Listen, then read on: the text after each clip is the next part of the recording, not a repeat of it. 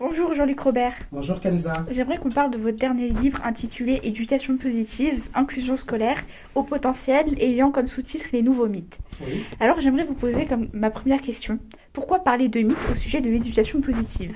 Alors je vais commencer par définir ce qu'est un mythe. Un mythe, une définition commune pourrait dire qu'il s'agit d'un récit fabuleux qui mettrait en scène des êtres surnaturels, des actions imaginaires ou des fantasmes collectifs. Concernant l'éducation positive, j'estime qu'il s'agit en effet d'un fantasme collectif qui n'est donc pas en relation avec la réalité, parce que nous aimerions en effet, effectivement, être dans un monde idéal où on pourrait se passer d'une autorité jugée néfaste. Jadis, Freud parlait de castration nécessaire pour qu'un enfant grandisse bien, et aujourd'hui la psychanalyse est très décriée, jugée rétrograde. Et je vais vous dire pourquoi l'éducation positive se trompe en voulant exclure toute autorité de l'éducation.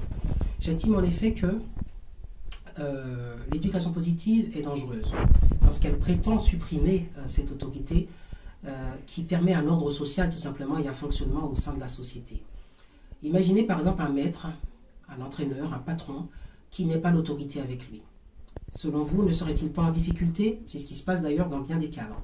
Supposons par exemple que vous soyez un coach sportif, je vous prends un exemple comme ça, et que vous ayez à titulariser des joueurs et puis en mettre d'autres sur la touche. Comment feriez-vous si vous devez tenir compte des revendications de chaque joueur? À un moment donné, vous devez trancher. Il y aura des mécontents, il y aura des remplaçants, mais finalement chacun accepte son sort parce qu'il sait qu'il doit s'en remettre à l'autorité d'un coach qui est pour chacun légitime. Chacun va occuper un rôle. Certains seront titulaires, certains vont se battre pour avoir une place de titulaire.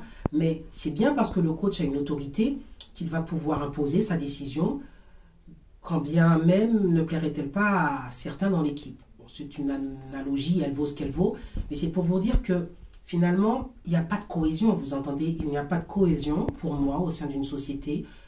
Alors vous pouvez prendre une autre analogie, vous pouvez remplacer le coach sportif par le cadre scolaire, par tout simplement ce qui se passe dans les entreprises.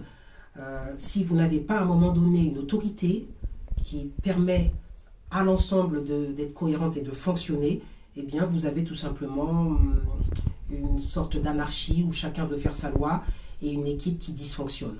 Donc aujourd'hui, le gros danger de l'éducation positive, c'est de faire croire à des enfants qu'ils ont le savoir et qu'ils sont à savoir égal, capables d'imposer à la société, ainsi qu'à leurs parents et à leurs enseignants, leurs pensées, leurs désirs.